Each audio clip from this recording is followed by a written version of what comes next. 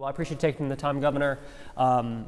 It's been a crazy year for you. I mean, if I would have told you last year that August would have been what it was, July, the veepstakes, all that, I mean, would you have believed me? Oh, no. It's been an incredible year for a lot of different reasons. But as I look back on that time, especially, being able to tell our story, being able to tell Kentucky's story to a national audience was a once-in-a-lifetime opportunity. Because everybody would say, well, wait, why is the governor of Kentucky in this conversation? And I'd get to say, let me tell you. Let me tell you about all the economic development. Let me tell you about how we're building the 2 biggest battery plants on planet Earth. Let me tell you how our drug overdose deaths have gone down 2 straight years, which hasn't happened in most states, how we're decreasing our recidivism rates.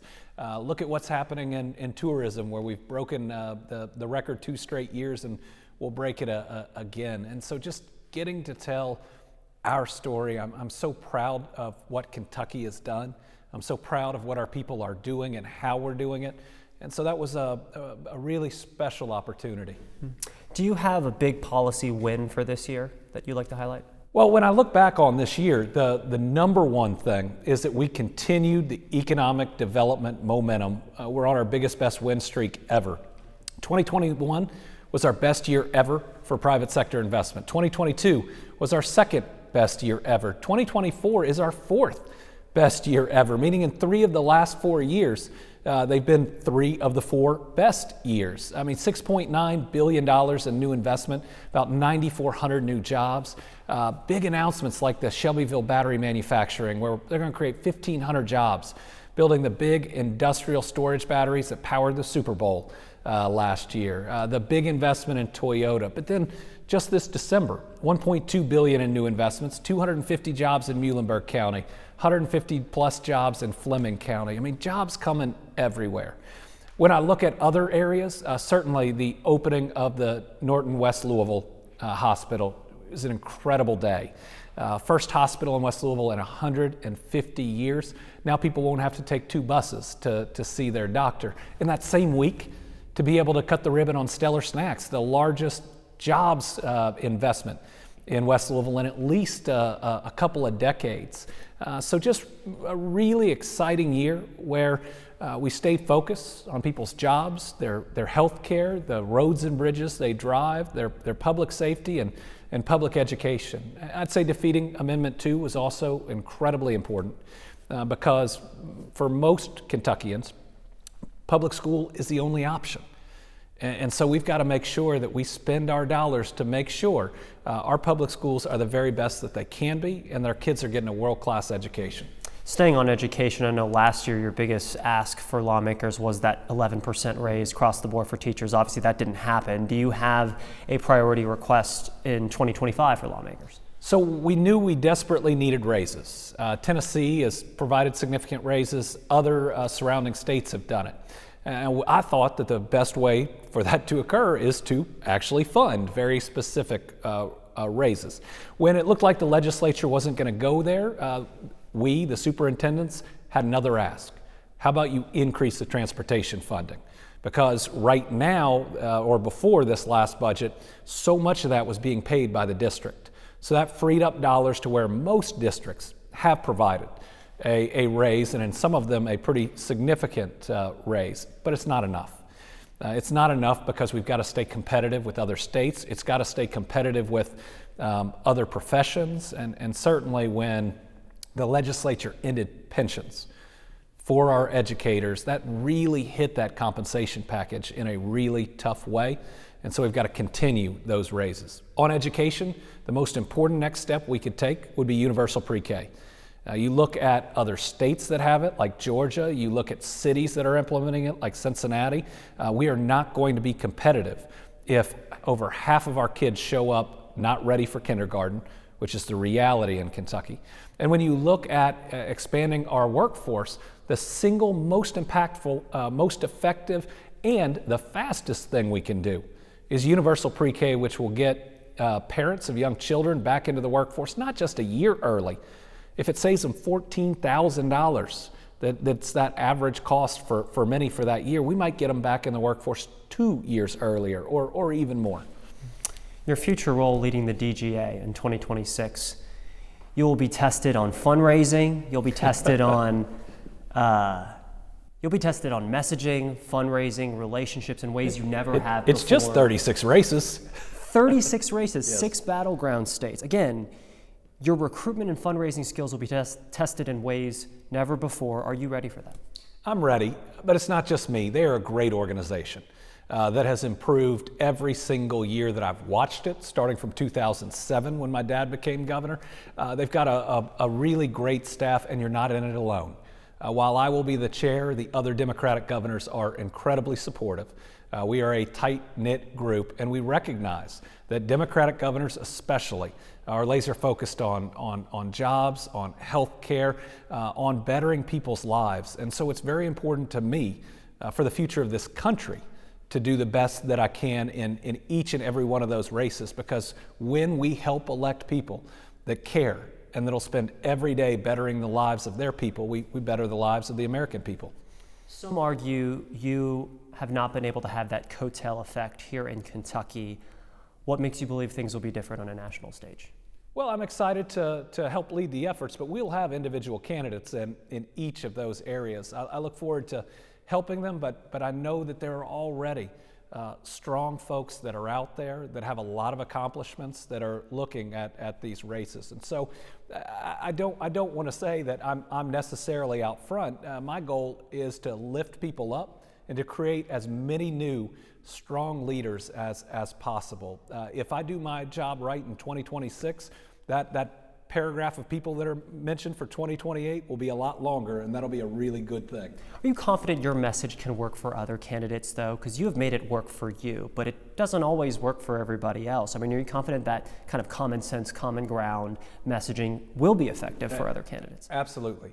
I'm not the only one that talks about common sense and common ground, but it's what the American people crave. And you even saw it in some of the messaging from the state races, the legislative races this last year.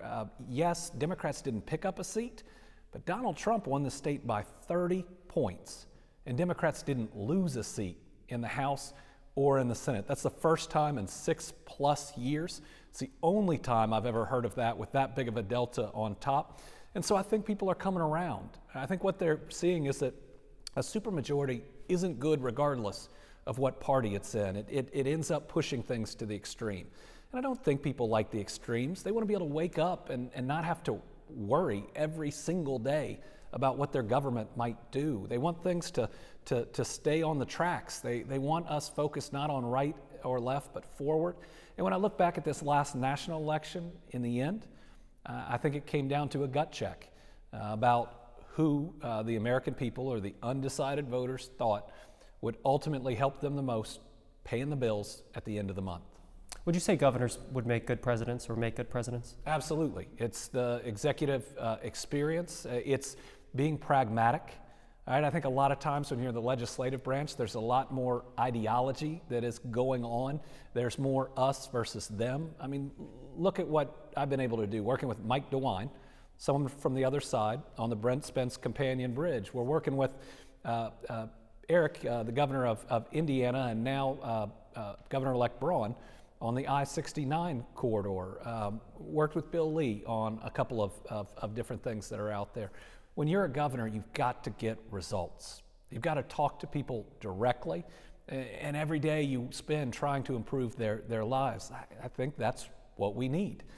We ultimately need a president not focused on themselves, not focused on the battle back and forth, but that can bring us together as a country, and I think governors have to do that every day in their state.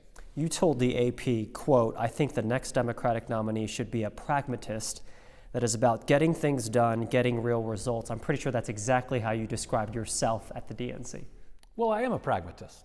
I mean, my job is to create more jobs. For Democrats, Republicans, independents, my job is to make health care more accessible, regardless of what your party is. When I talk about those core issues, that's what I work on every day, and I've seen the results. I mean, in Kentucky, we're excited, we're optimistic. In a country that's clouded in pessimism, we see things improving for us. We see us climbing all those rankings, and that's really exciting. I'm from here. This is where I love, and just to be able to lead at this moment in time when things are improving in so many ways, even though it's still tough out there. I mean, I know we're building a brighter future, and that's pretty special. Just a few more topics here. I know that the issue that is on the top of people's minds can change from national election to national election. What may work in 2020 might be different than 24, might be different than 28.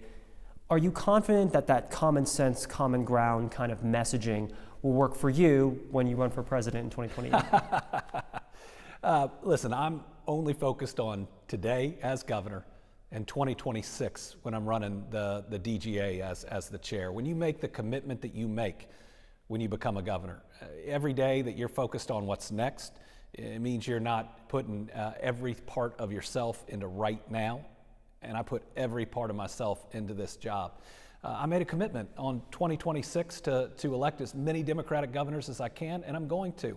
And guess what? That's going to create a lot of great new leaders that will probably also be mentioned in the future. You know, I take it as a compliment when that's out there, because hopefully it means I'm doing a good job, and then it lets me tell Kentucky's story each and every time.